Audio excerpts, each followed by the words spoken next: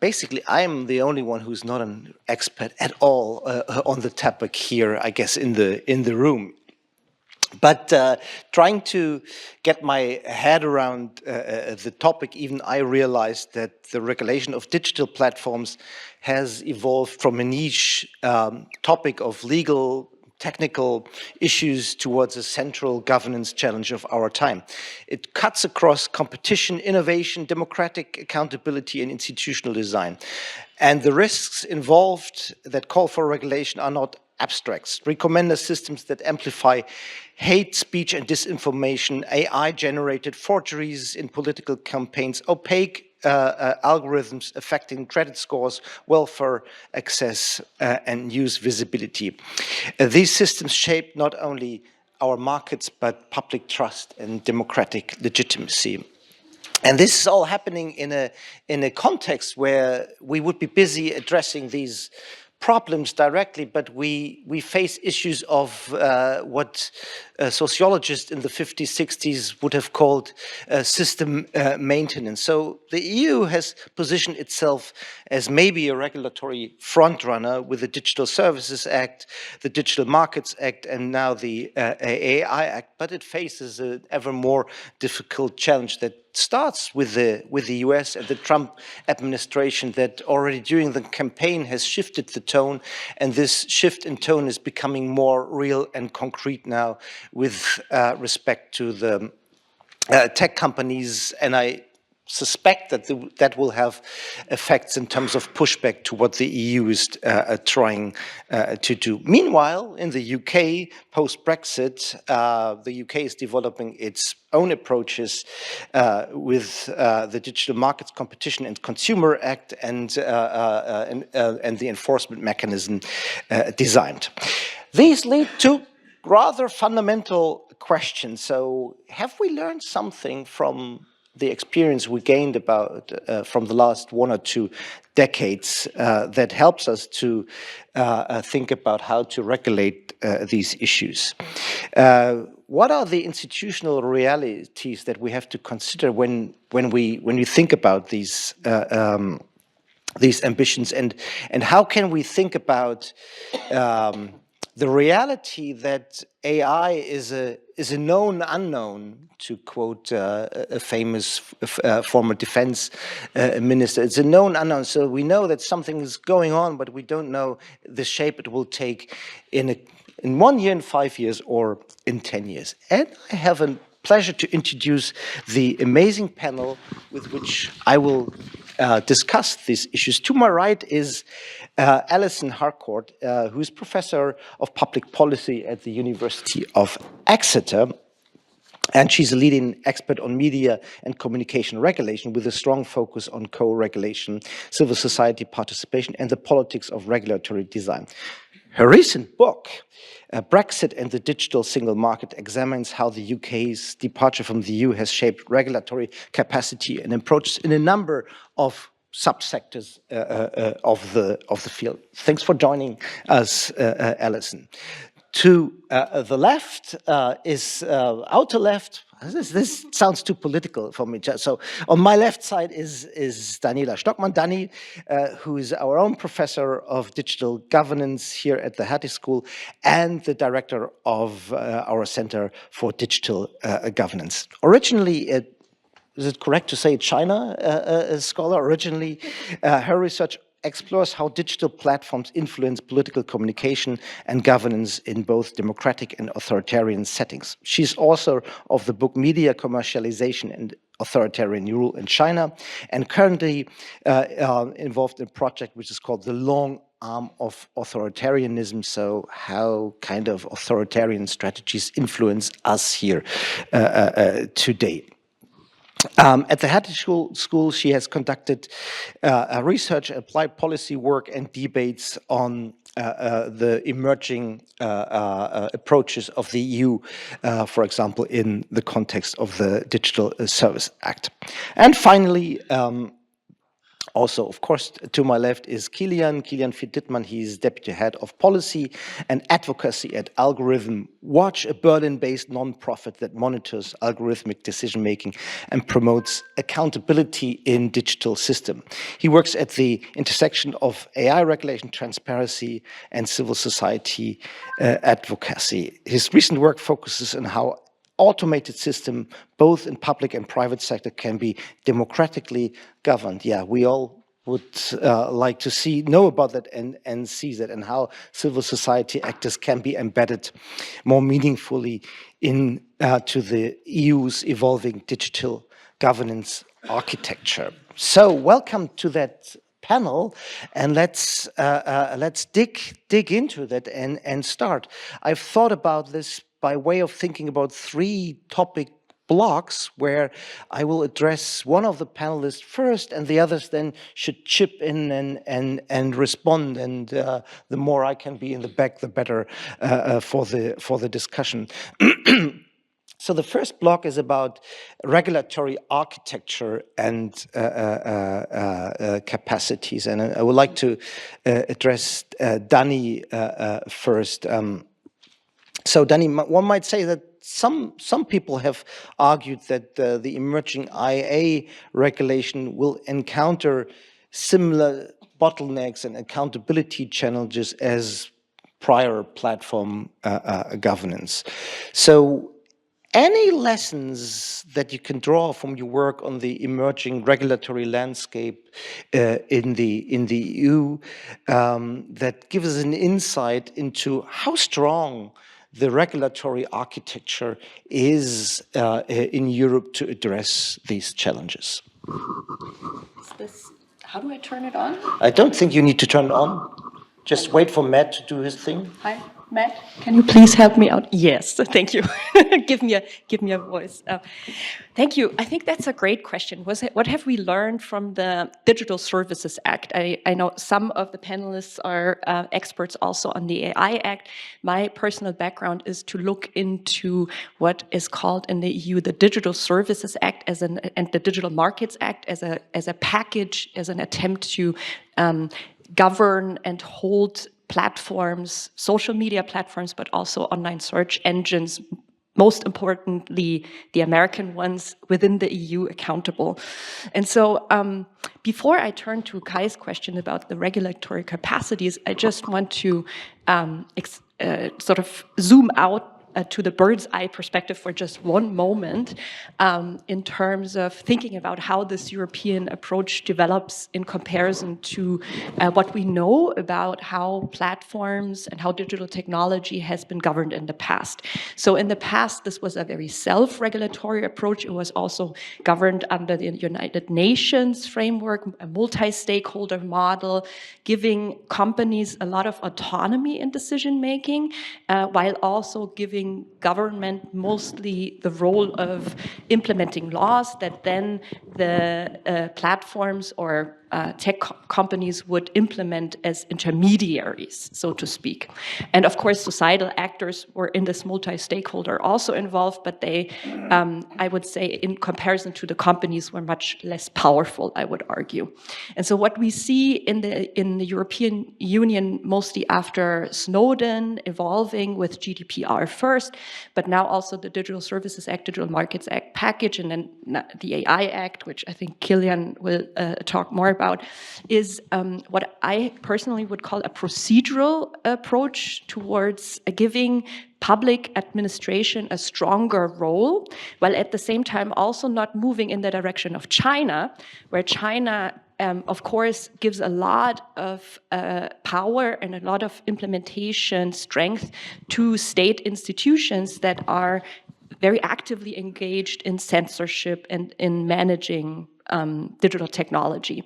The EU approach is not focused so much on censorship and identifying exactly, for example, what kind of information is disinformation or online hate speech and not, but instead asks platforms or tech companies to come up with their own risk management plans, identify what potential societal risks they would play, and then now the EU is building what's called a digital service coordinator network, a public administrative structure that, together with the European Commission, is then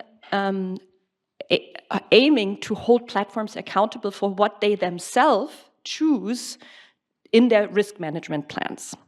And so what we see at the moment in terms of just the early implementation of this new digital service coordinator network, we see several challenges. Actually, Philip Darius, who is also here in the room, maybe you can wave.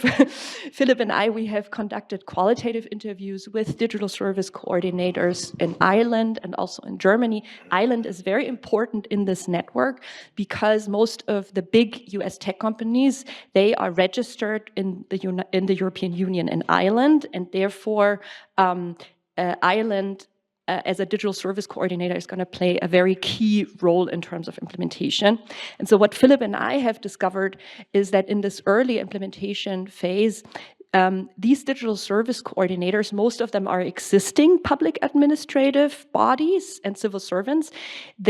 Oftentimes they lack the knowledge or expertise in order to really understand what the technology itself or the data itself. And so in the Digital Services Act, there is a very important key oversight mechanism which is aimed at giving researchers, everybody in this room, but also researchers who are academic researchers, but also academic researchers like Kilian, who is at Algorithm Watch, so in NGOs, is empowering these researchers, these societal actors, in order to gain data access to the platforms, in order to check whether what they claim they're doing is actually happening in practice. And so what we see in terms of now turning to Kai's question about the challenges for regulatory capacities is that these digital service coordinators, because they don't have the data science capacity, they don't have that kind of training, so they are dependent on these researchers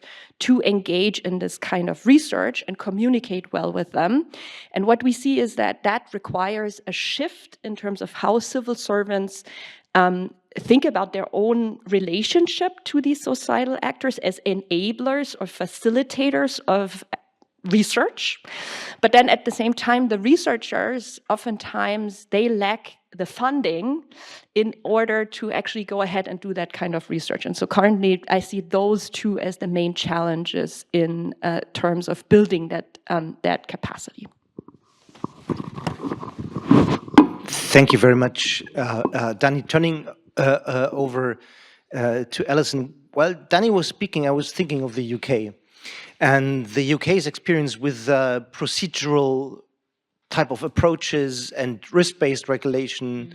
I was thinking of the time when I was at the LSE in 2007, and the director of the Financial Service Authority was there and speaking to us with huge confidence about the arrow system of risk-based regulation of the regulator, the financial regulator, which at the same time, the same minute basically, what we didn't know was the proverbial hitting the fan and kind of the bank run to black. What was the name of the was about to happen. So I wonder how current thinking in the UK is engaging with this procedural risk-based type of approach. Is it kind of more or less within the same line of regulatory logic, or taking a different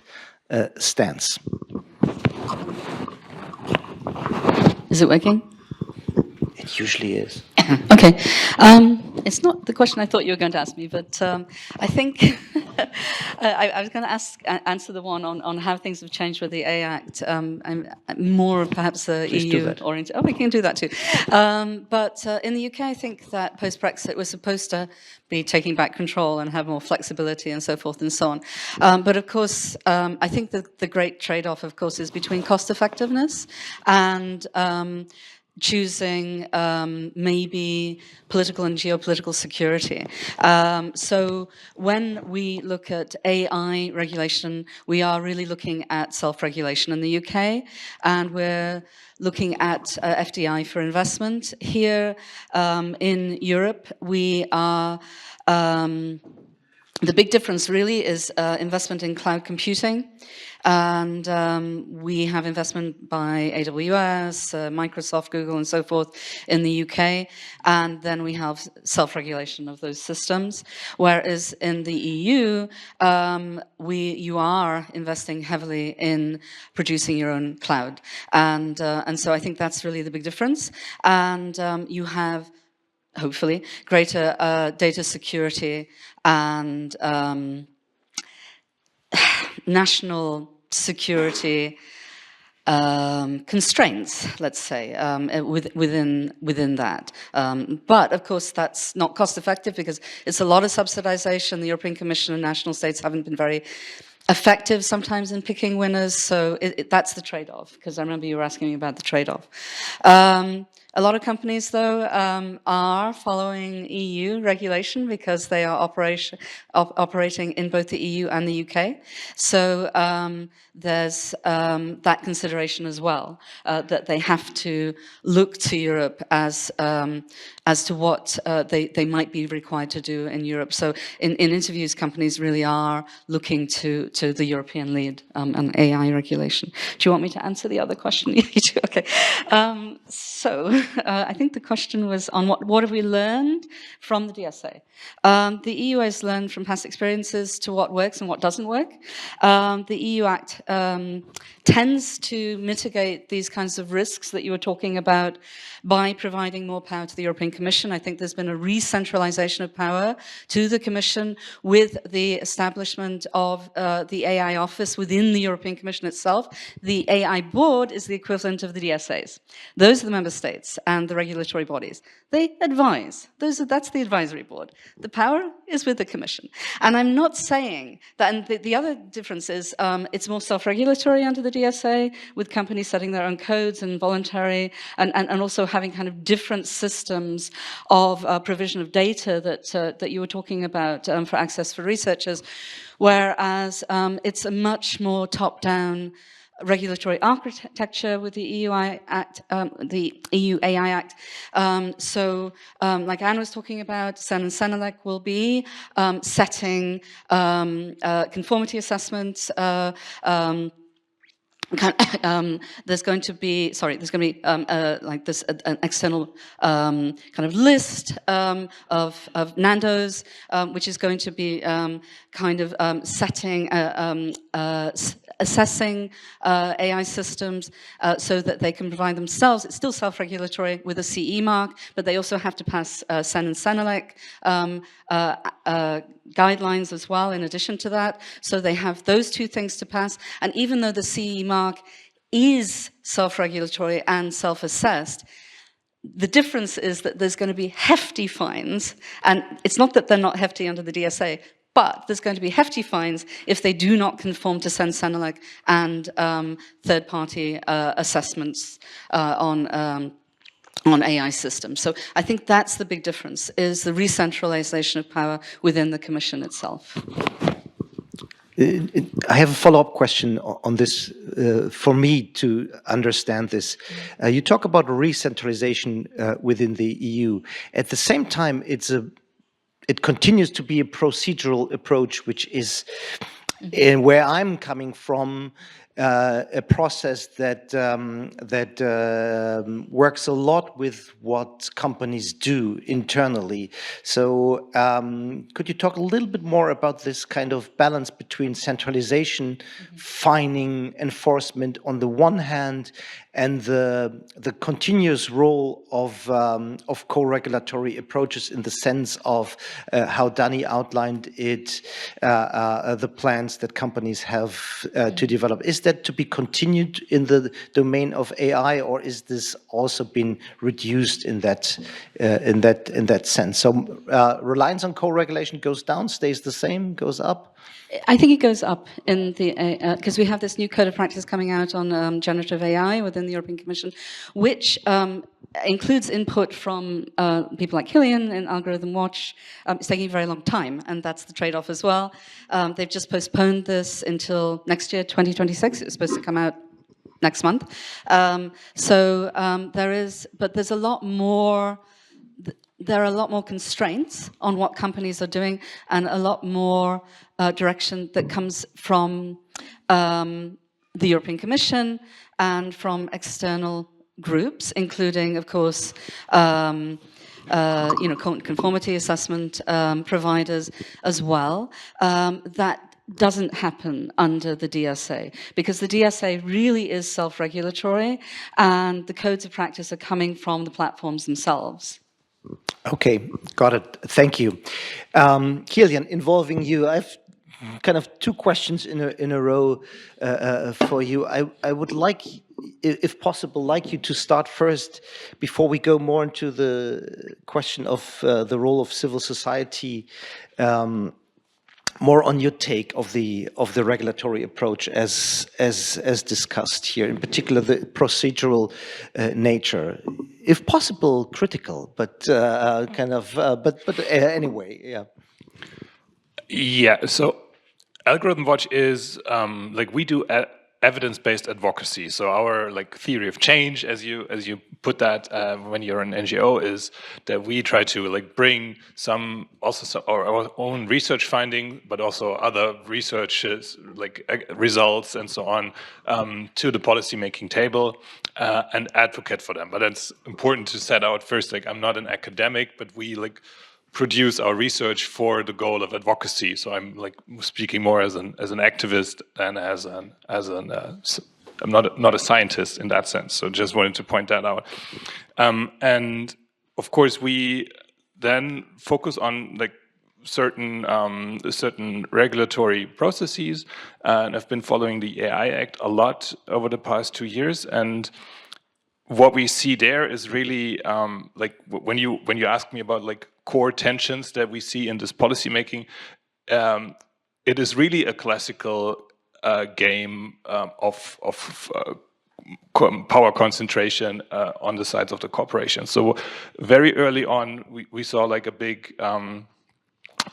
big counter move, if you want, from the companies, and even though the Commission wanted to include fundamental rights as an explicit goal in what's being regulated there, so they added fundamental rights to a product safety regulation, which is a bit of a strange move, right? They took the classical instruments of product safety and said yeah, but we also going to regulate fundamental rights and certain harms. And then in the process, this got watered down a lot in our view. And one part is, for example, you brought up the participation process for what is called GPAI code of practice, the general purpose AI models. And for example, we didn't even participate in that. Because as you said, people like you contributed. We decided not to because we really didn't see the point. They allowed basically everyone that applied to that process in. So you have 400 groups or so being part of this stakeholder participation process, and then civil society organizations, researchers, and corporations technically on the same level, but in reality, of course, not, because Apple is bringing teams of 50 people to this table, and for us it would be half a full-time position or something like that. So we said, no, there's really no point, there's really no difference we can make there, and maybe we can dive into that later a bit. And your second part was more about the policy making, what the problems are there in the process. My general question would be how optimistic you are with the effectiveness of that selected approach. But can we stay with what you just said a bit longer, Sure. and let that sink in a little bit? So I think you kind of I received here was two things. First, the consultation procedure, which is uniform across EU policy making in terms of stakeholder consultation based on roadmaps and drafts, is stacked against or in favor of big companies because of their kind of firepower they have, and then you decide for a kind of strategic retreat and not engaging in a process where you would consider that you don't have any influence at all. And what I didn't yet get is how this has impacted the actual design of the regulation. You mentioned that there was a discussion about including fundamental rights. Was then this dropped on the basis of the pressure by the companies? I remember we had a discussion with your colleague from Algorithm Watch maybe 1.5 years ago, Matthias, right about that point here. Maybe you could take us through the process a little bit more. No, it was not dropped. It's still like in the first article of the regulation and in all the, supporting material and so on. It's still like an explicit goal of this regulation. And that's important also because we can always refer to that and point out like this is an important aspect still. But of course, some of the instruments that were on the table to achieve something here were watered down quite a bit. And one example is that the AI takes this risk-based approach that says some systems are super risky. Always this risk pyramid, and that's like this tiny piece at the top, and then you have lots of not so critical system. That's the basis of this triangle. And on the very top, the regulation says these systems must be prohibited because it's unacceptable risk. That's the highest category. And of course, that's what that was one of the points that we focused on as civil society, really bringing that to the table over and over again and fighting for some prohibitions that have actually some teeth. So for example, there's one on social scoring, but then as you can imagine, it really comes down to how these definitions, how these prohibitions are framed, whether they actually capture something or not. And that was really us as civil society putting that, bringing that to the table over and over again to make it happen. Because from the corporate side, obviously no company would be standing there and saying yeah, you're right. This product we're selling is really super dangerous and it shouldn't exist. So focusing on that was one example where we say. So you were successful in that. Yeah, but of course we were hoping for much more. So what happened during the policy making is that you say this should be prohibited, but then it gets moved down to the high risk category at some point. For example, we said some of the applications in policing are super discriminatory and super dangerous and really shouldn't exist. But then you have not just the corporate actors, but also security actors that stand against that. But yeah, there is some success in that for sure. So I don't want to keeping prohibition as a means of regulation in this space is a success in my view for us. Okay, Danny, Alison, you would like to comment on this directly? It looked like to me. Maybe just a comment. So because Kilian, you mentioned how over time you, at least in your experience, some of the sort of tougher positions were watered down, and then also how that related to security considerations. So for the DSA process, in comparison to the process that you're describing, I think most of the stakeholders that I have talked to were actually surprised how much more they felt in comparison that they as societal actors could actually influence the content of the Digital Services Act. I think there was a general sense that there was this window of opportunity in Brussels and that there was a lot of support in terms of empowering these societal actors, most importantly researchers at civil society organizations and also at academic institutions. And it was also, I think, in terms of the interpretation of the DSA, that was considered to be, in comparison, as much more successful. At the same time, now in terms of the implementation, we are in a phase during the second Trump administration, and there's a lot of pressure coming also from actors that have security concerns, and especially are worried about Russia, Ukraine, and about how, basically for U.S.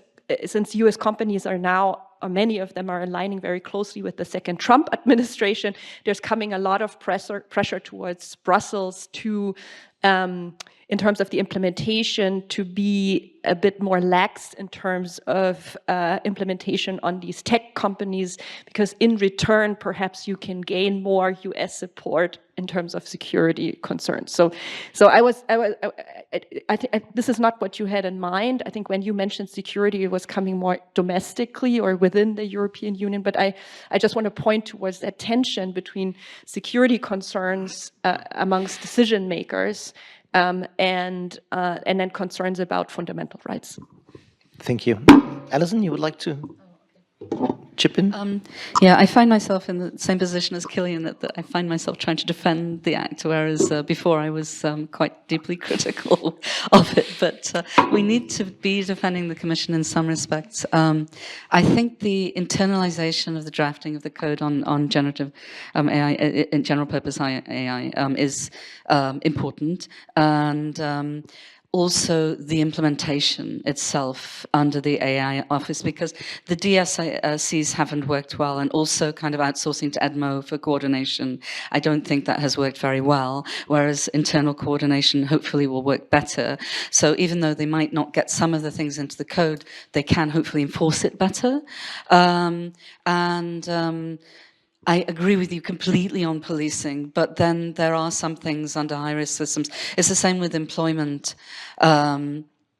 On all the discussions over, whether you can use AI in recruitment, everything from advertising to selection to candidate, kind of whittling down candidates for job interviews, internal employment opportunities as well. Is it permissible under the EU AI Act? Yes. Is it high risk? Yes. Does it have to have human oversight? Yes.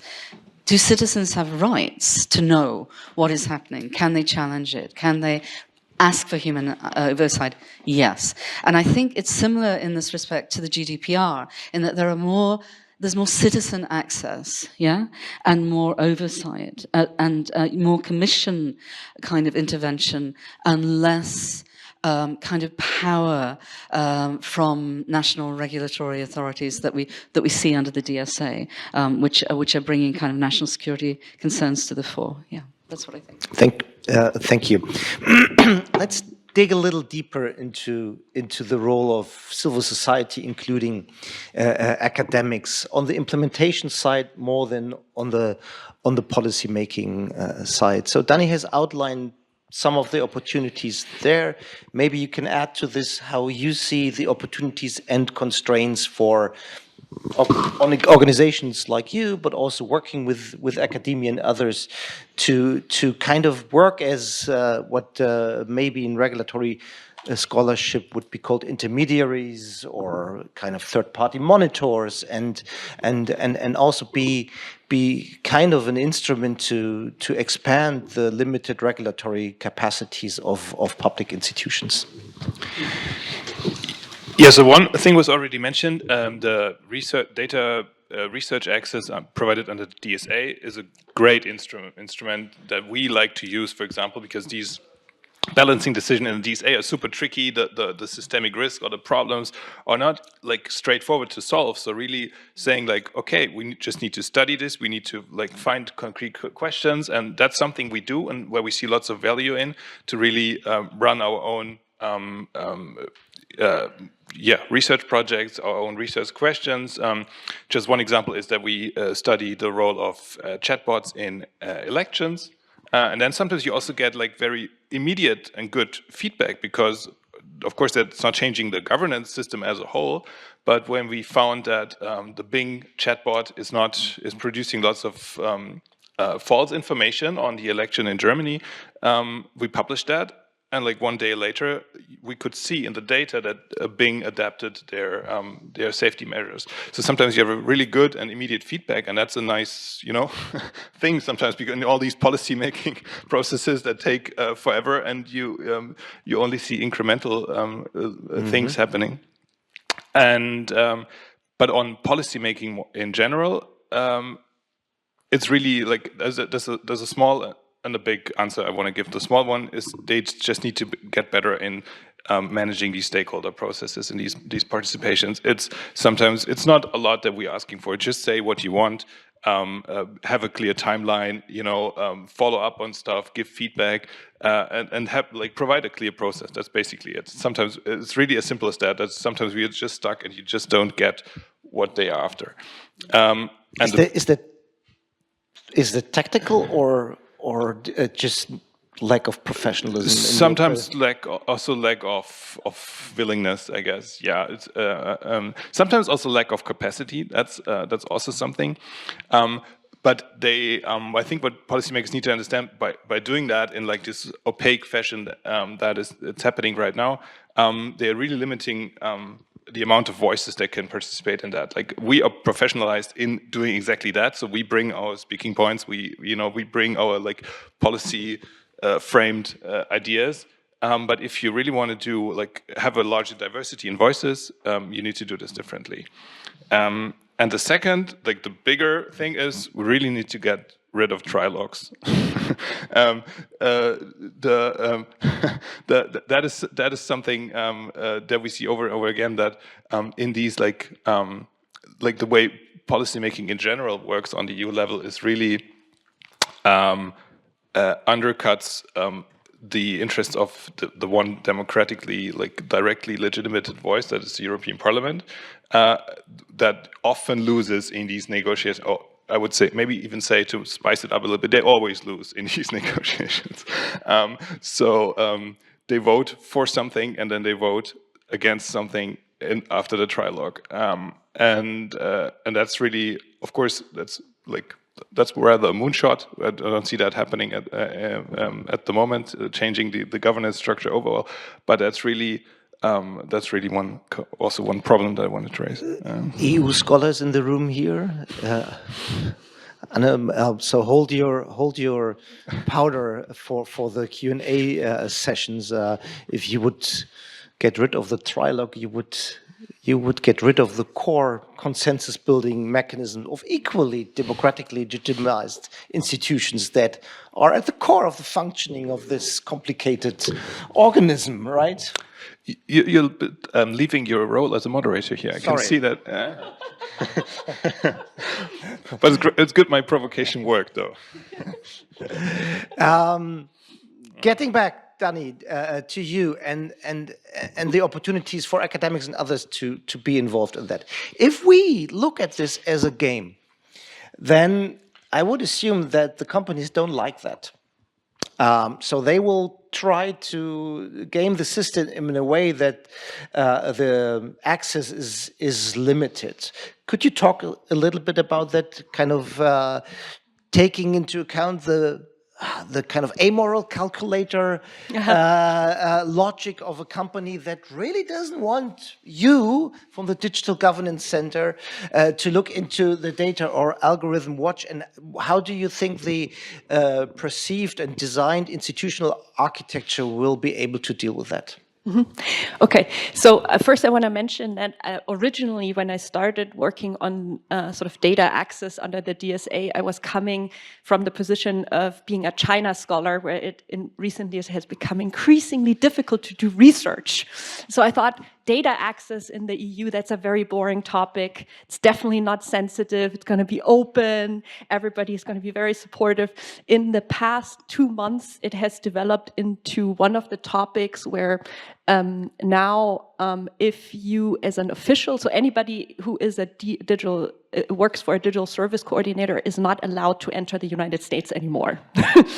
And it's so data access has become a really sensitive issue in the United States. Many people who are active, both academics, but also at NGOs, but also former employees at at companies inside the United States are under a lot of pressure by the Trump administration. And it's precisely for the reason that you mentioned, that obviously the core of any technology company is their data, is user data, and they are making a profit by using those data to develop products, but also towards selling those data to third-party providers. And therefore, they're not particularly keen on giving away that data access towards researchers. Data access as a topic has developed out of the Social Science One initiative that you may have heard about. It was initiated by Gary King at Harvard University together with Nate Persily at Stanford. And they got together with Mark Zuckerberg, who initially claimed that he would provide researchers with some degree of Facebook data. And then over time, this basically, there is a data set, but it's basically unusable by researchers. And so then researchers also in the United States have become active towards, as part of the Digital Services Act, towards empowering researchers in this process. And the platforms usually use arguments about claiming to protect their user privacy, which are very well taken. So any, on the researcher side, any sort of unethical scandals, Cambridge Analytica obviously is a very important case that's obviously mentioned, but then second, also there's a recent scandal at the University of Zurich where data was, user data was analyzed without explicit consent. So all of these incidents, so when researchers are acting out of either commercial or other, maybe also, in an unethical way, are oftentimes used by the companies in order to point towards researchers as a whole, as a group, as a whole. So instead of them being bad apples, as an entire group of societal actors that are actually not going to respect the privacy of citizens. But in the Digital Services Act, you can only gain access under GDPR conditions, and also if you have the technical capacity in place at your institution in order to protect the user privacy. And so I think our counter argument is usually that we have developed these standards over a long period of time in the social sciences, and that we're overall capable of implementing them, despite the fact that there will always be these exceptions of independent, individual researchers being, not acting either under GDPR rules or under unethical standards. Yeah, thank you. On this topic, Alison, do you think that enforcement mechanisms are actually having teeth to you have a microphone, to implement this and to kind of prevent such pushback from preventing access to data when it's legitimate? Okay, so the European Commission has done two things. They've actually integrated the code on disinformation into the DSA, which happened this year, because it used to be external, it used to be voluntary code. And the second thing they've done is they've mandated a research access with a separate legislative measure. So that was also this year. So they've come in with two new measures which mandate researcher access, which didn't exist until this year. So that's helped a lot. But of course, the platforms make it very difficult.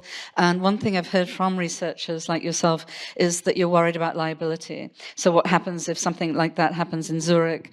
There's a misuse of data, or there's a leak of data, or it's used in the wrong way. Then of course they can be sued, and there's no protection from liability under the DSA. And that's a gap, apparently, that researchers want closed. Is that correct? Yeah.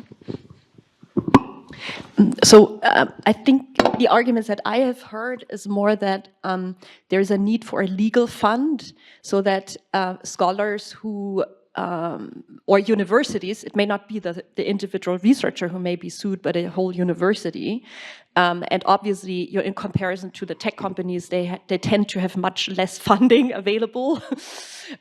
So there are arguments that no, researchers should be held accountable and liable, but at the same time, there should be a legal fund in place so that researchers can sort of fill that financial gap. I have a final question for you before we go to the audience, and that's again about the risk-based regulation type of approach. From my textbook knowledge about risk-based regulation, it's about categorizing the risks, kind of how severe is a regulatory failure. Yeah, so infringement of fundamental rights. Policing is maybe more problematic than chatbot activities and such like. And the second dimension always used to be the compliance history of companies. So if they have been good companies, good citizens in the past, and the bargain was you behave well, then you get less bureaucratic hassle and we'll be just checking your plans. And I would like to link this with considerations of geopolitical changes and security concerns, which you've been mentioning already. I mean, realistically, the EU must be tougher on foreign companies, in particular foreign companies from China, and maybe in the future also the US big tech companies. At the same time, I assume that in 5 years' time, we'll be having European companies trying to get into the field as well, where there will be some kind of considerations about being more lenient to them in order to give them a little bit of a competitive advantage, right? So I really don't have a specific question, but more like a call for a comment. If you see a tension between the kind of textbook logic of risk-based regulation and the change in geopolitical context, where you really have to be more careful with some companies than others. And risk-based regulation is a trust-based system. You kind of, if you don't have a reason not to trust, you trust on the documentation. And I have a hard time to go along with that type of thinking in the context we are in now. Danny, you'd like to start maybe? And Kilian, if you want to come in as well? Oh, you want to start? Yeah? Yeah. There are opt-outs under the AI Act, and they are not specifically for European companies, unless you look at the detail. And one of them is Mistral and open source. And now there's a push from the Polish government for opt-out for SMEs, and that's why the code has been delayed, and also, quite a few things have been delayed. So there is this kind of push for digital sovereignty going on, and is it always a good thing? I'm not so sure, because regulations should be equal across the board, and we should be very careful. If companies are good, then maybe they're good anyway, and they don't need the opt-outs. I have mine. Thank you.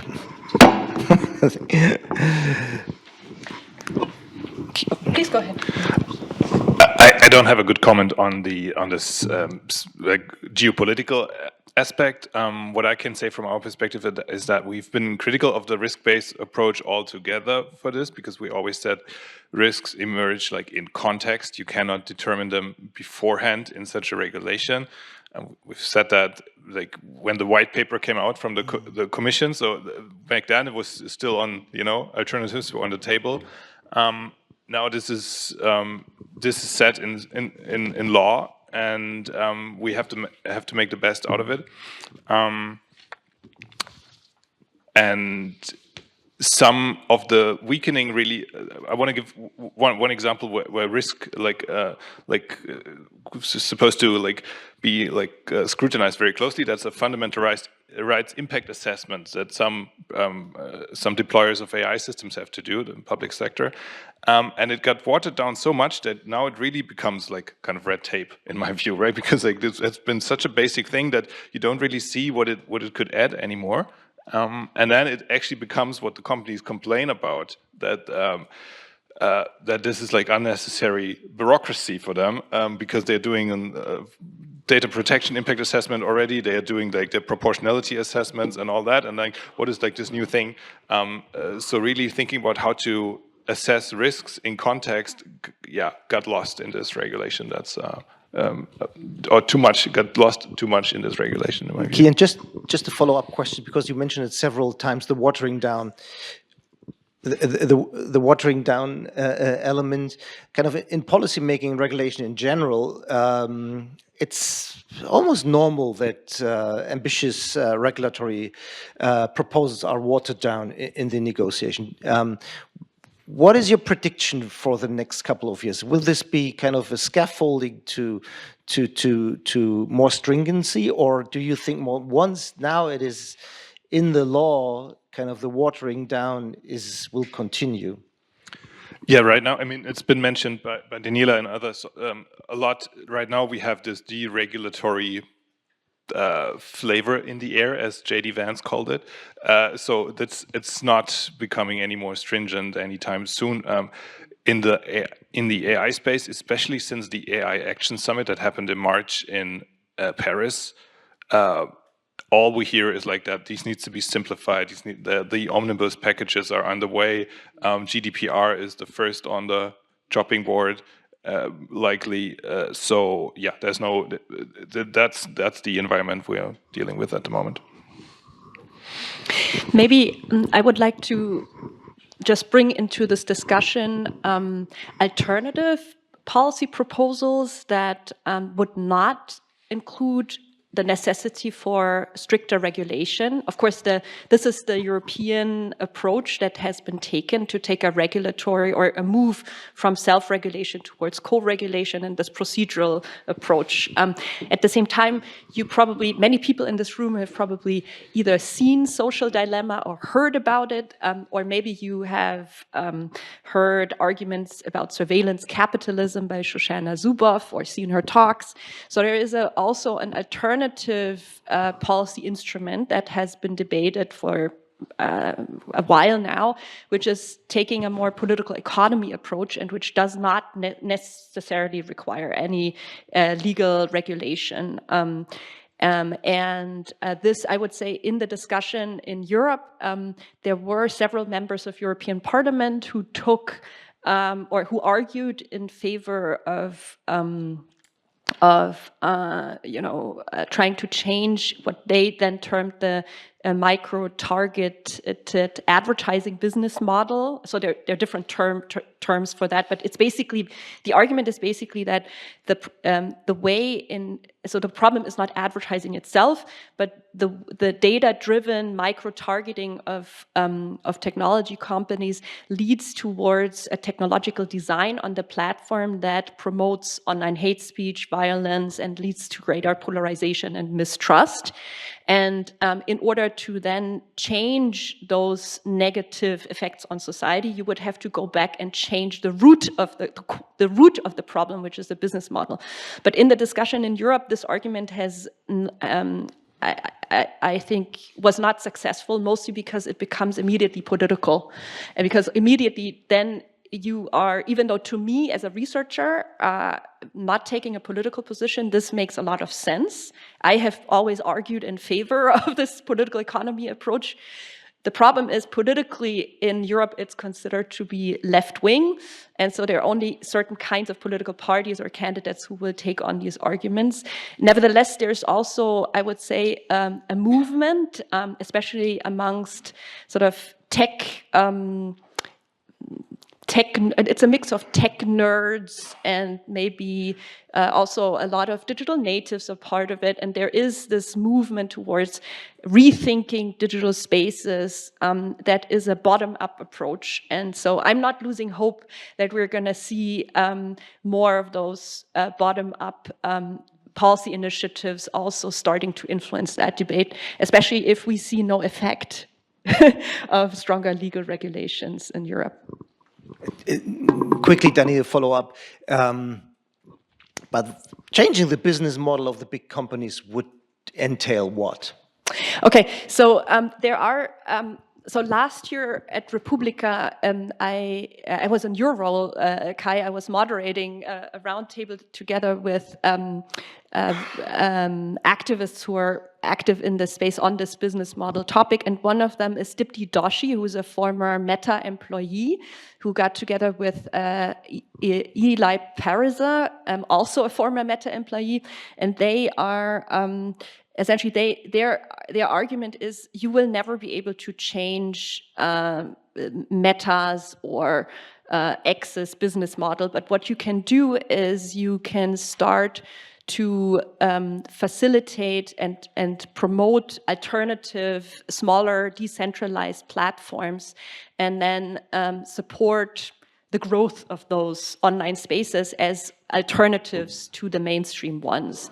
And then you can, over time, if this is a successful environment where healthy conversations are taking place, hopefully there's going to be a move from users. As we already see, I received, especially in the Netherlands, there was a kind of an exit wave out of X towards Signal suddenly. So I don't know if some of you have also moved out of X, but I think it is possible that users, once they're really dissatisfied with platforms, that they're looking for alternatives. Yeah. Is anyone still using X? I didn't know that. I think anyway. Alison, please. Come in. Yeah, I was also on a similar panel a couple of weeks ago in Salerno. I'm moving actually to Paris in January to work on the Digisolve project with Francesca Muzziani, and they are working very much on these alternative solutions. So there's a website called European-alternatives.eu, which the European Commission is promoting to use kind of alternatives to big tech platforms, including messaging apps and all sorts of other things. There's also the Commission push to use open source and develop SMEs under the Gen AI for EU initiative, which is being funded as well. And there's all sorts of kind of things going on in this area, which are really very interesting. Yeah. Thank you. So let's open it up to Q&As. Ideally, we have repeated rounds of 2 or 3 questions. The usual rules of introducing yourself apply. I see 2 hands on this side, 4, and Eddie has the microphone for you. So please go ahead. Hi, I'm Jonas Hering. I'm a PhD student at Georgetown University. Super interesting panel. I'm curious if I understood the panelists correctly. During the DSA negotiation, there was sort of a more openness towards civil society, or civil society organizations were able to kind of achieve some of their objectives more easily than now during the AI Act negotiations. I'm curious whether there was, often when regulation is discussed, the counter-argument is that regulation harms growth and innovation. And I'm curious whether you observed sort of a dynamic that during the DSA negotiation, we're talking about a regulation that affects mostly non-European platforms. And maybe sort of this, my hypothesis would be, was there sort of this realization, okay, the ship has probably sailed in Europe. We're not going to have European large social platforms. We're not going to have European large search engines. But now, when it comes to AI, there is this hope that Europe can develop rivals to the big non-European firms. And so are these arguments that regulation harms growth and innovation now having more teeth during the AI regulation negotiations compared to the DSA? Is that playing a role? Thank you. Danny, should we collect the second question before we go?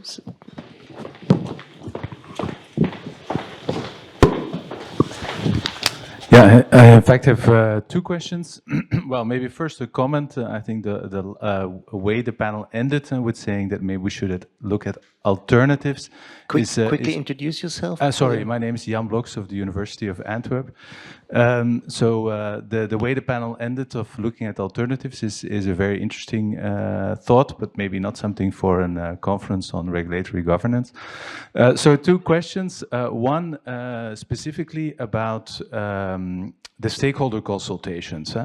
I understand that, of course, it's difficult to participate as an NGO with a limited budget in a stakeholder consultation where you're confronted with big tech, with almost unlimited lobby budgets.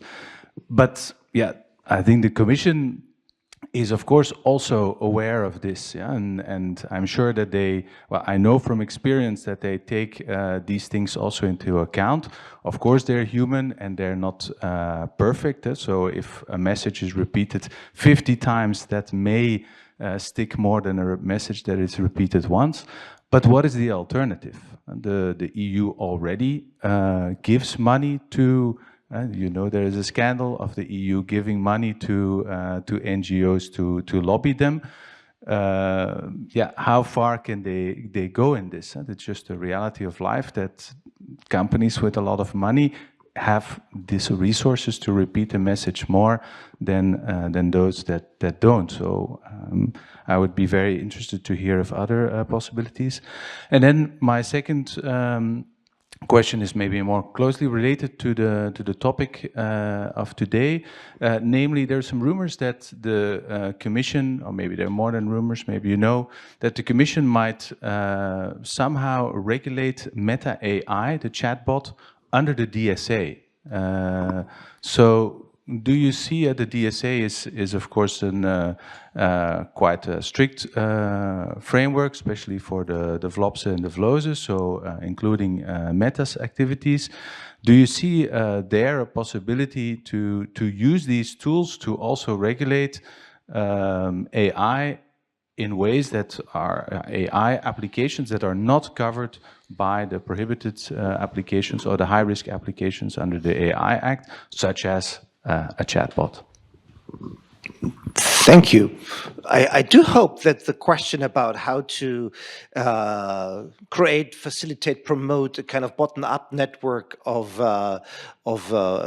actors, be that small companies or NGOs, could be part of a regulatory governance discussion. Kilian, would you take first the question on consultation? Yeah.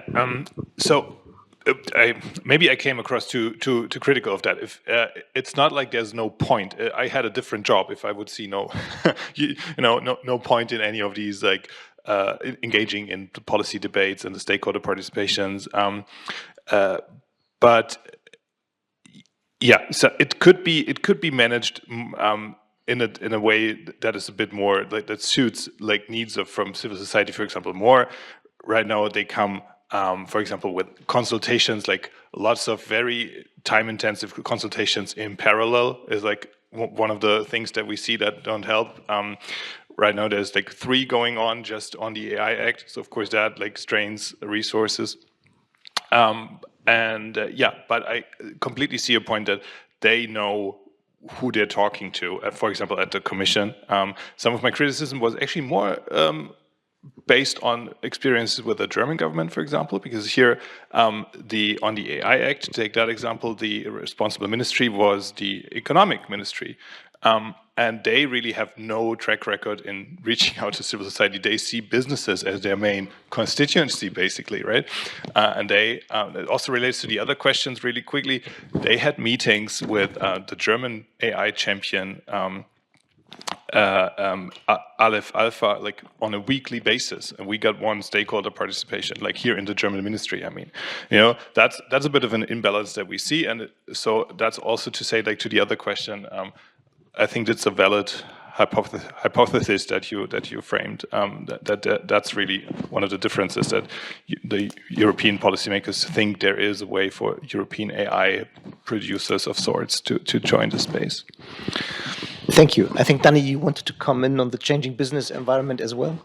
Yeah, so this question about digital innovation is a really important one, because you can imagine that the counter frame, so during the discussion of the Digital Services Act, there were a number of frames floating around. One is the sort of the business model frame, which I mentioned earlier, then the one that we have coined here more in terms of risk assessment and procedural is actually at the EU level oftentimes framed in terms of increasing transparency and accountability. And then there's a third frame, which is more about sort of censorship, which is now being used by the second Trump administration in order to counter or claim that in Europe it's not about transparency, it's actually about censorship. But you can imagine that the counter frame on the side of the platforms has been to emphasize how regulation is bad for digital innovation. There is, however, if you look empirically into different measures for digital innovation, my colleague Joanna Bryson has published extensively on this, and she was also very active on the AI Act in order to counter this argument based on empirical evidence that she has not found any correlation between greater regulation and digital innovation as it in the context of AI. So to me, I think personally, I think we need to look at the empirical evidence, but I think part of your question also implied that the only reason why the EU was able to come up with this a stronger regulatory approach as opposed to in the United States is the fact that we don't have any major EU tech companies that are, of course, we do have some important players, but not to the extent that the United States has, and even China has.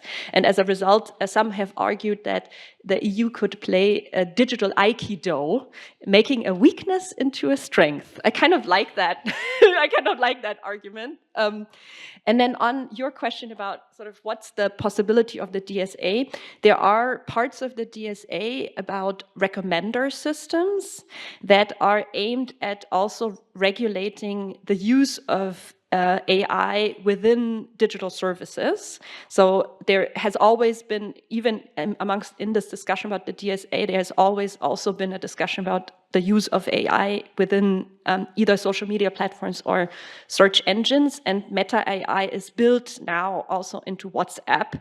So I think that's where the relationship comes from.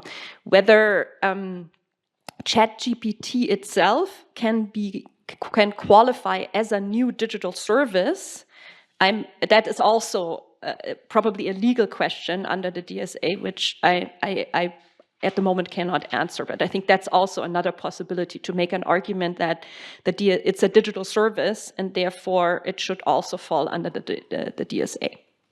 Thank you, Dani. Alison.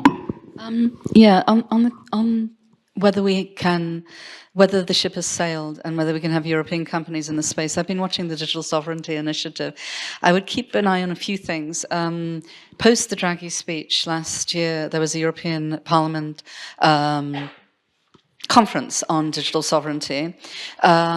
And both in the Draghi speech and within the European Parliament, they were mentioning the possibility of using public procurement for European-only companies. And this has been pushed particularly by the Eurostack initiative, which is, an organization of hundreds of European companies which are lobbying for the protection of, critical infrastructure to stay in European hands, basically.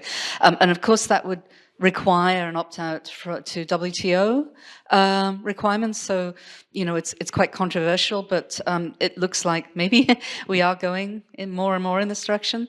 They're also calling for a digital sovereignty fund at the EU level and at national levels as well. When the IPCEI fund came out, it was actually originally called this Digital Sovereignty Fund, but it was really controversial, so they changed the name. But so it's now STEP. step with double P. But on Meta AI also, it had to do with the risk assessments because they were using data from users, and so they can regulate under the DSA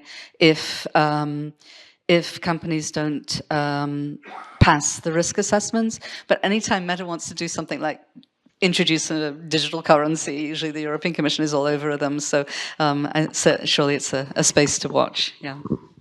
Thank you. Second round of questions. I see the two of you. That makes Eddie's job easy with the microphone. So please. Thanks a lot to all the panelists. My question is about the Framework Convention on Artificial Intelligence that was adopted in the context of the Council of Europe.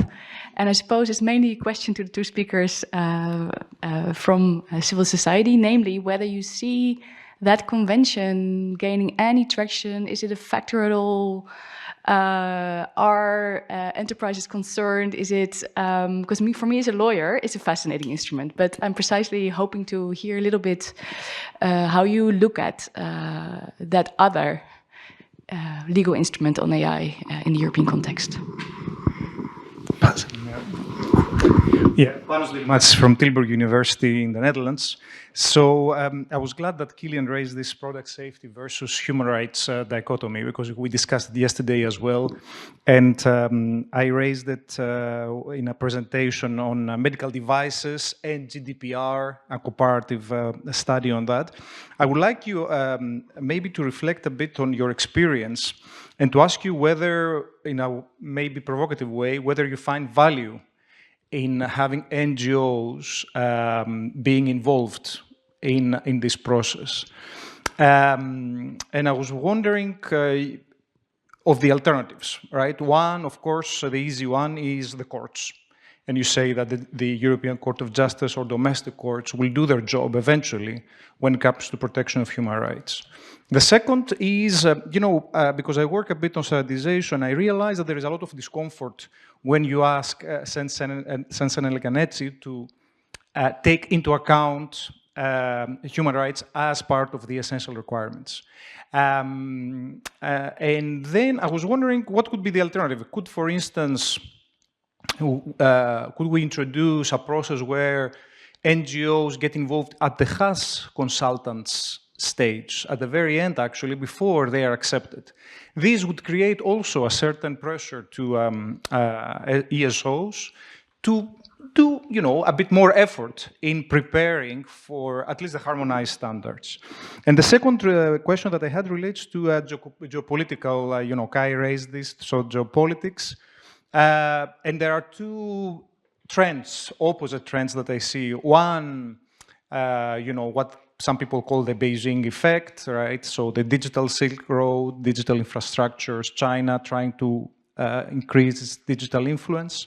And on the other side, the EU doing an excellent job in view of the circumstances, of course, when it comes to broadening its digital principles outside the European Union through external action, right? So we have the digital principles framework with Korea, Japan, and some of the DSA elements. Of course, we cannot have everything, but some of the DSA elements come there as well. So if you had a crystal ball, where exactly do we go, Alison and the other panelists? Thank you. Thank you. In the next round? Let's wait for the next round. So there were a lot of questions already. Kilian, please. Oh, yeah, I'm glad, because I would forget the next question. So first one was on the European Framework Convention under the Council of Europe.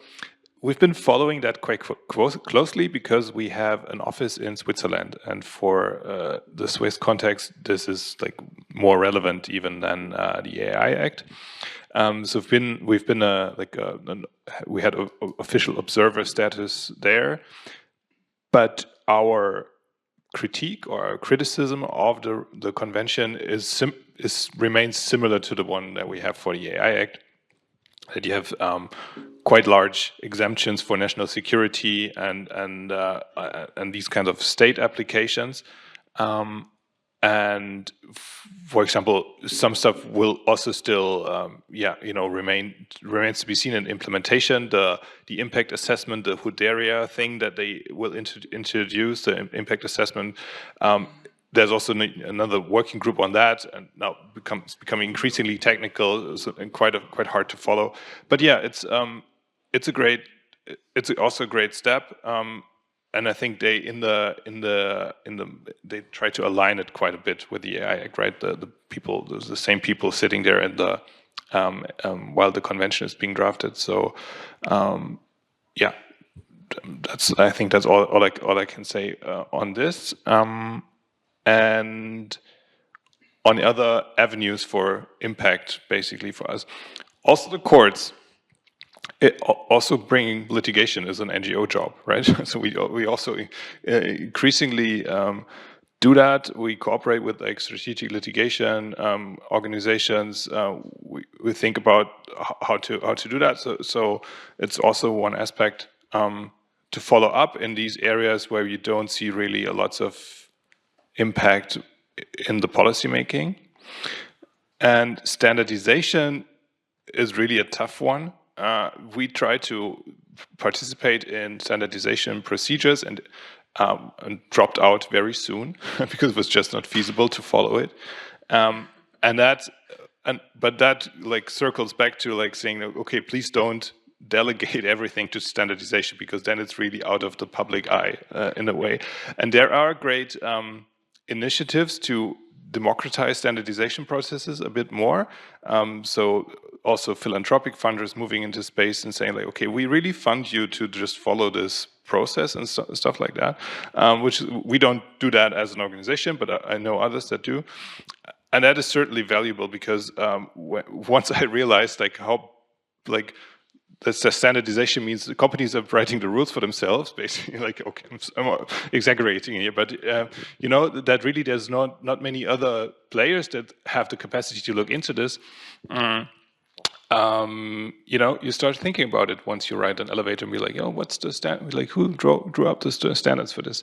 And so opening this up for some consultation, maybe in the end, would be a great idea. Or some like I think that's the idea you framed, right? That could be like a final once the standards are there or the draft standards or something like that. To open it up for like some kind of feedback mechanism in the end. That would be one way to do it because really following it, the entire process is quite hard for us to do. Thank you, Kilian. I'm looking. Yes. Yeah, on the question about sort of I think you didn't use the Brussels effect as a term by Anu Bradford, coined of course originally by Anu Bradford, and you know some of us wonder whether it really exists. But it's definitely the case that the Digital Services Act has sparked discussion at the multilateral level on international standards, where the argument has been made that you know, this data access issue is actually not something that should be specific to researchers working on European users, but it should actually be open towards also researchers in the global south, also researchers in the United States and many other governments, including Japan, Australia. I'm not exactly sure about the UK, but I would be very interested in sort of the UK position on this. So many other governments are very intrigued by this, by data access as a possible oversight instrument. And there is now currently an effort being made to perhaps, rather than making this a complete European endeavor, to really move it towards an international standardization body. And there we would then definitely see if that would materialize at the international level, then definitely the EU would have played an agenda-setting role in sort of moving this beyond the European Union. But I think, Kilian, your point about I think the standardization discussion about AI is a bit different. But I think your point is a very important one, that these debates are being made predominantly in this case that I'm talking about by lawyers. They're not necessarily made by or involving many societal actors in it.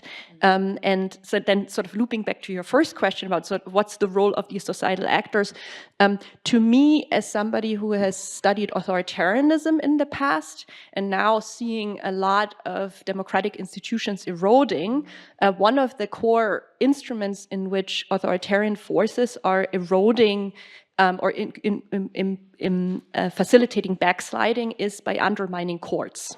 So in my view, if we have more players involved and don't, so I see that courts play a very important legal instrument as an implementation or enforcement mechanism, also in case of the DSA, but at the same time, I would think that it's important to include and strengthen societal actors as well, precisely because then we don't put all our eggs in one basket. Firstly, to Anne's question, yeah, we can talk about the Brussels effect, but also the Strasbourg effect, definitely. The convention had an effect on the EU Act because it came later, because it was agreed later in 2024, but the negotiations took place later than those of the AI Act. And it had an influence on the inclusion of Gen AI and the separation into categories on general purpose and foundational models, and then Gen AI within the Act, the EU Act. So they included that at the very end, and that was because of the influence of the Framework Convention, so that was quite interesting. On standards, I had to laugh about what Kilian said about standards organizations, and I also had these kinds of thoughts about fundamental rights and standards organizations. I think Algorithm Watch was one of the only organizations I saw in the ITF, which was representing kind of human rights considerations. Or I think that he had a double hat with Article 19. So yeah, absolutely. I think it's kind of worrying sometimes that we move these kinds of things into standards organization spaces because they're not really, they don't have experience. And that's why when we were talking about Senelec, it would be interesting to see what they come out with. And I'm not saying that it's not important, it's just that they just don't really have a lot of experience in I mean, yeah, so we'll see. NIST does, though. So yeah, so they'll be taking a lot of steer from NIST. Anyway, that's all I wanted to say on standards. Yeah. Thank you, Alison. We have time for one more question, so please go ahead. It will work. Don't worry. Thank you so much for all the interesting discussion. My name is Danish Nathani. I'm from University of Antwerp. The question is tied in with the discussion on multi-level governance that we were having in the previous question. And I wanted to know what has been the experience of civil society organizations when they are interacting with national ministries and national authorities. Has there been some cross-pollination that you feel that, because I think the consensus here today is that consultation with the EC has not been so bad, but how has been the experience with national authorities? Because ultimately the national member states will have to kind of implement those regulations. And this ties in with the question about courts, because I'm also sensing a fear that, and this draws with the question about experience, that we do not have experience with standardization. So is there a fear that courts do not have the specialized experience with DSA kind of problems, with platform regulation? And so that was a bigger question. And this, because this all ties in with the idea of legitimacy of DSA as such. Then another thing that I was thinking about was regarding data access under the DSA. How can we use copyright law provisions for fair dealing, for example, to kind of complement or bypass, and it's more of a legal question, to give more regulatory, to give more power to the researchers to balance that out. So I feel that copyright law can be more creatively used where DSA is not helping you, and it should be creatively used to balance the power dynamics? Thank you so much. Thank you. That was a smart package of questions in the frame of one, which gives you the opportunity to pick the one you like to include in something like a closing statement, but not without me making a comment. I hope I don't leave my moderator's role again. And that is relating back to the keynote speeches yesterday. Michael Zürn made the argument that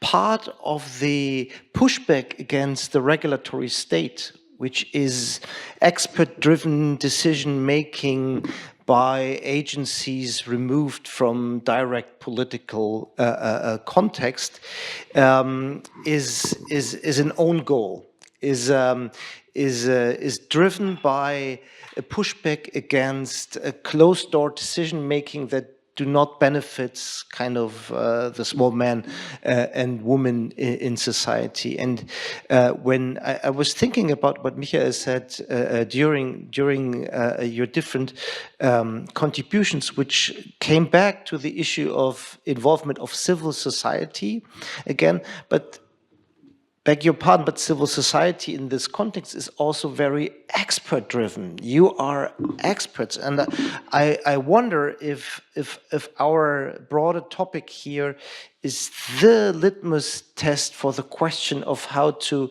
democratize these developments. I don't have an idea how to do that, how to open up, but maybe you could consider this in something like a closing statement. If we are kind of on the road to at least opening up to a broader discussion, towards a broader discussion of these issues. I mean, indeed, 10 years ago, it was purely expert-based, and now at least the public is engaged in that. And yeah, maybe you can include that and also pick one of the questions mentioned in this statement by the colleague. Kilian, you want to start? Okay, easy one. You can pick, that's easy. You mentioned first, standardization is really super expert driven. I'm glad you mentioned Article 19 as one of the NGOs that really specializes in that. We don't. There's no point in going to these standardization debates on AI if you don't have a PhD in machine learning or like a super specialized lawyer on this topic and so on. And your question was about national governments, and there I was just wanted to share that of course we try to coordinate on the European level between different CSOs from different countries, and then also do outreach on the national level.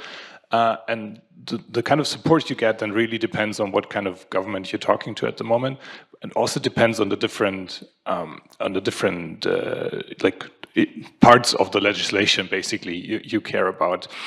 So for example, the German government was quite a supporter when it came to a full ban of facial recognition technology in public spaces, that also ended up in the act in some form. And then on other things, because even though it was a green ministry at the time, it was rather this: we need to foster innovation, and all these rights-based concerns that you bring, they don't really. We don't really see a reason to support them. And at the time, of course, what was really important for the AI Act was the Spanish presidency. So we also tried to coordinate a lot with the Spanish NGOs on that, and they got some extra funding to really work with the Spanish government there. And I don't have a smart way to link that to your to your point on how to make it more inclusive altogether. Of course, it's super expert driven. Like we as Algorithm Watch, in a way, of course, we also don't have a democratic mandate of sorts, right? We don't have like a membership structure that votes on positions and all that. That exists in other spaces. It doesn't, in environmental policy, you would have like these big, or in labor regulation or whatever, you would have these big organizations that really manage democratic processes and come up with like joint positioning on stuff. It doesn't really exist in this space yet, maybe. I mean, the closest I can think of is like the Wikimedia community that really manages like a huge group of also volunteers, people that sometimes are politically active, sometimes they just want to edit Wikipedia articles, but the two can go together really, really well. And really, I think the best, yeah, maybe I can end there on the Wikipedia, and then we're back at the political economy approach here. I think the best participation you can have is really voting with your feet on like what kind of things you want to see in this digital world, what kind of applications and services, and how we can really build them ourselves and reclaim this idea that we can shape them. Thank you. Alison, a brief closing statement? Maybe, to get more civil society involvement. I think that in Europe we have more civil society involvement, and the way in which things are run, you said to get rid of some of the stakeholder governance processes, they're very, very clunky and they take a very, very long time, but they are more democratic than systems that we see elsewhere, and that's why we have them, really. And so, I don't have much to say except that the way that we do things within the EU is perhaps the most democratic that we do have, and that's my closing statement.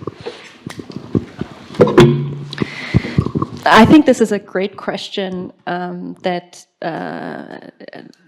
you raised, Kai, kind of linking back to Michael Zürn's keynote speech yesterday about this expert-driven implementation. I do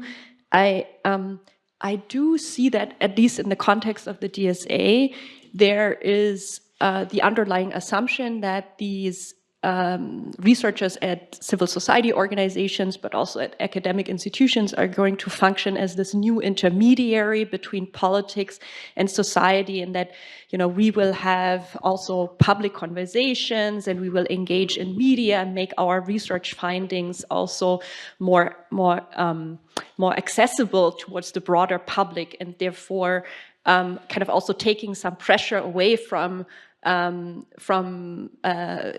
public administrators and also policymakers to explain to the broader public what this European approach is about.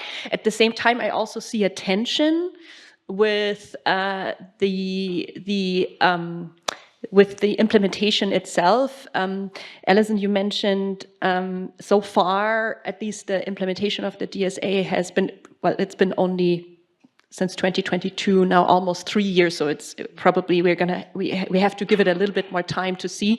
But there's definitely one of the biggest challenges is that these researchers, you all know, we have our own, we have pressures to publish, and we like to engage in this broader public debate, and to potentially also be part of a lawsuit by a big, powerful technology company.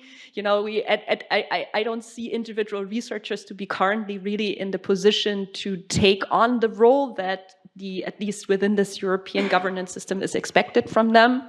And that leads me to your question about sort of what are some of the mechanisms in the DSA that could really lead to this empowerment? And there's this, data access provision is in Article 40, and there's one which is Article 40.12, which is actually, the Commission sees it as legalizing scraping. And they say they're clear about it, so there's no legal question about it. You can imagine the platforms question the legality of scraping, and so whoever is going to go first and test the grounds is going to set a precedent. You can imagine that nobody is really forthcoming in being the first one to test the grounds. So I think there's a big question mark in the air. How are we going to actually implement that? And a lot of it, then going back, kind of making the loop to this question about civil society actors. To me, I think it depends a lot on the actions also of policymakers on how to enable these new societal actors. But also, Kilian, you made this really important point that, yes, in all of that, we still need to strengthen maybe more democratically legitimated alternative decentralized platforms or digital movements to also have a voice in this. And this is already forming. I can already see some of this happening, but it's not really being included in the kinds of debate that we're having. Thank you. Thank you so much to all the panelists, and a round of applause.